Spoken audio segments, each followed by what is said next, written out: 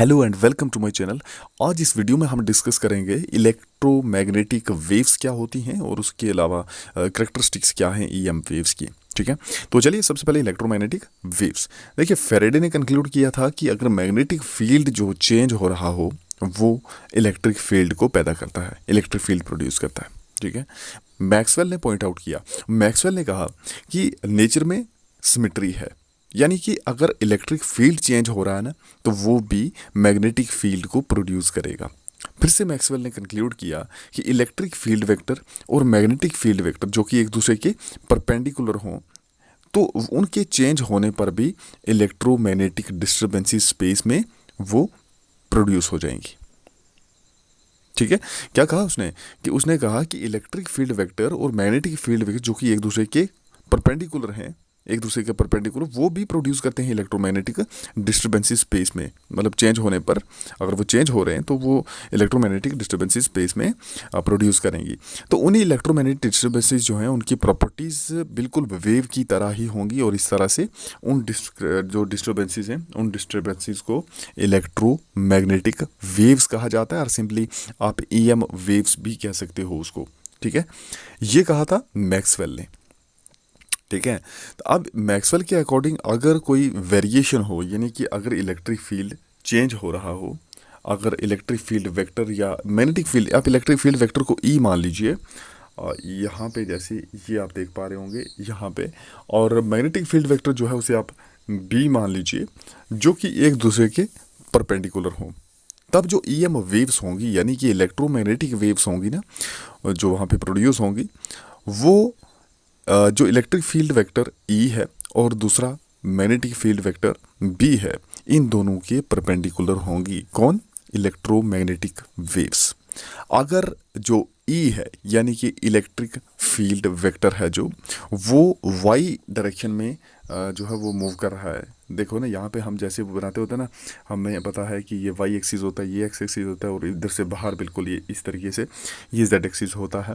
तो अगर Y axis के अलोंग जो है वो इलेक्ट्रिक फील्ड है, मतलब इलेक्ट्रिक फील्ड वेक्टर है, तो जो हमारा दूसरा जेड एक्सिस मान लीजिए, जेड एक्सिस पे अगर हमारे पास बी वेक्टर है ना, ये बी वेक्टर, मतलब ये है magnetic field vector, electric field vector और मैग्नेटिक फील्ड वेक्टर। ठीक है, तब जो इलेक्ट्रोमैग्नेटिक वेव्स होंगी ना वो बिल्कुल इसके परपेंडिकुलर, यानी कि एक्स डायरेक्शन में ईएम वेव्स होंगी, इलेक्ट्रोमैग्नेटिक वेव्स। ठीक है, ये याद रखना कि तीनों आपस में म्यूचुअली परपेंडिकुलर होंगे। तो अगर तीनों अलग अलग आप ये की, क्योंकि ये इसकी प्रॉपर्टी है कि अगर जैसे ही आप इलेक्ट्रिक फील्ड वेक्टर और मैग्नेटिक फील्ड वेक्टर ये चेंज कर रहे हो ना एक दूसरे के जो परपेंडिकुलर हों, तो ईएम वेव्स जो पैदा होंगी वहाँ पे वो ई और बी, यानी कि इलेक्ट्रिक फील्ड वेक्टर और मैग्नेटिक फील्ड वेक्टर दोनों के परपेंडिकुलर होंगे। इतना पता चल गया। तो मैक्सवेल के अकॉर्डिंग अगर देखो तो जो वेलोसिटी होगी, वेलोसिटी मतलब ईएम वेव्स की वेलोसिटी, तो ईएम वेव्स की वेलोसिटी वो होगी c is equal to 1/μ0 epsilon naught का root under root μ0 epsilon naught. अच्छा, ये μ0 क्या? μ0 है permeability of the free space, और इसकी अगर वैल्यू देखोगे μ0 की तो वो होगी 4 pi into 10⁻⁻⁷ weber per ampere metre. ठीक है, ये इसके यूनिट यही है, वेबर पर एम्पेयर मीटर। तो ये रही परमिएबिलिटी ऑफ फ्री स्पेस की वैल्यू। इस एप्सिलॉन नॉट की वैल्यू है 8.85 इंटू 10⁻12 कोलम स्क्वायर पर न्यूटन मीटर स्क्वायर। तो इसका यूनिट्स क्या रहे? कोलम स्क्वायर पर न्यूटन मीटर स्क्वायर। ठीक है, ये पता चला। अब चलते हैं आगे। यहाँ पे देखो, अगर इन वैल्यूज़ को आप पुट करोगे, यहाँ पे सी था ना हमारे पास, सी में सी है 1/μ0 इंटू एप्सिलॉन नॉट, इन दोनों की वैल्यू डाल दो क्योंकि ये वैल्यू हमारे पास है। एक की वैल्यू डालो 4 पाई इंटू 10⁻⁷, दूसरे की वैल्यू डालो 8.85 इंटू 10⁻12, ये साथ में इसके यूनिट भी weber per metre square, weber per ampere metre, और दूसरे की डालिए सी स्क्वायर यानी coulomb square newton metre square. तो ये डालकर अब यहाँ पे वैल्यू आ जाएगी आपके पास सी इज इक्वल टू ये वाली। ठीक है, तो ये दोनों की वैल्यू जब डलेंगी यहाँ पे तो आपके पास सी की वैल्यू आ जाएगी, और सी की वैल्यू वही हमें पता है, स्पीड ऑफ लाइट है ना। तो वेव्स की भी स्पीड वही होगी, उसकी वेलोसिटी वही होगी, सी करके 3 इंटू 10⁸ मीटर पर सेकेंड। 3 × 10⁸ मैंने बताया हुआ आपको। अगर मीटर को किलोमीटर में करते हो ये 3 लाख किलोमीटर पर सेकंड होगा, यानी 1 सेकंड में 3 लाख किलोमीटर लाइट ट्रेवल करती है।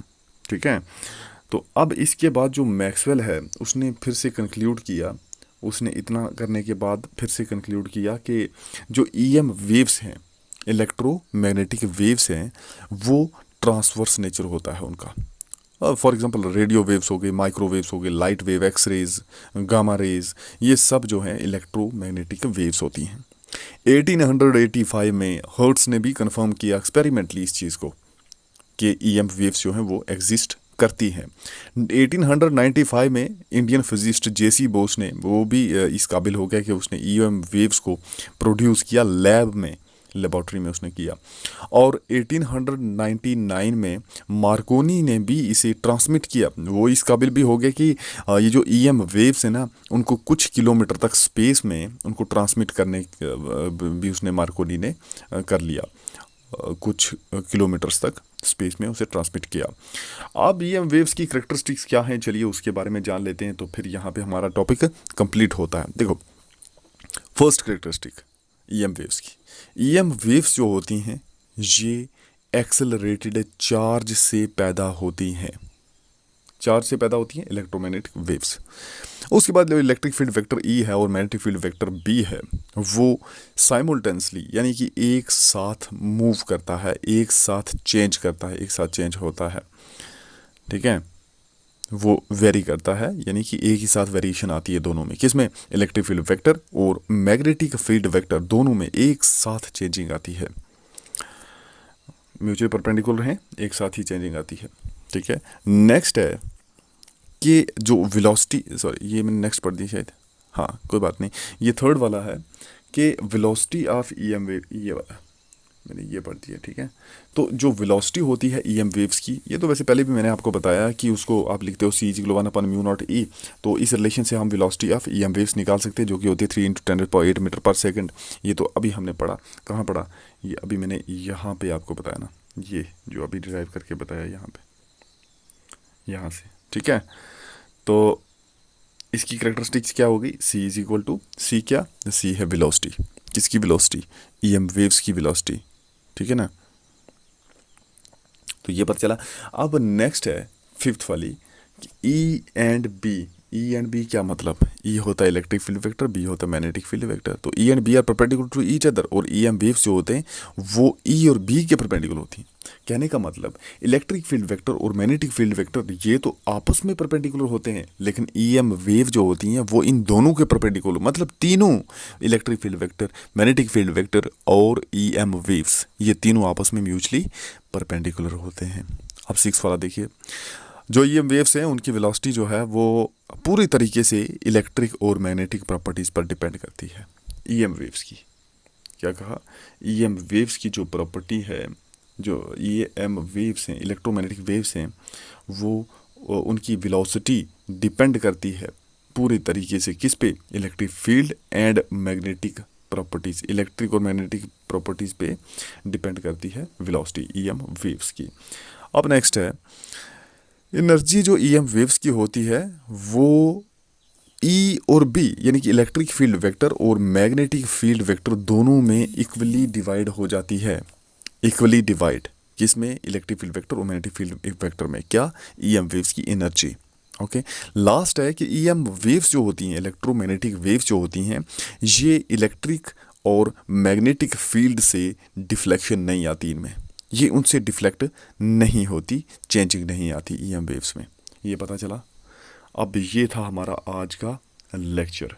मैंने आपको इलेक्ट्रोमैग्नेटिक वेव्स, EM वेव्स के बारे में बताया और उसके बाद उनके करैक्टरिस्टिक्स के बारे में बताया। आई होप कि यहाँ तक समझ आपको आ गया होगा।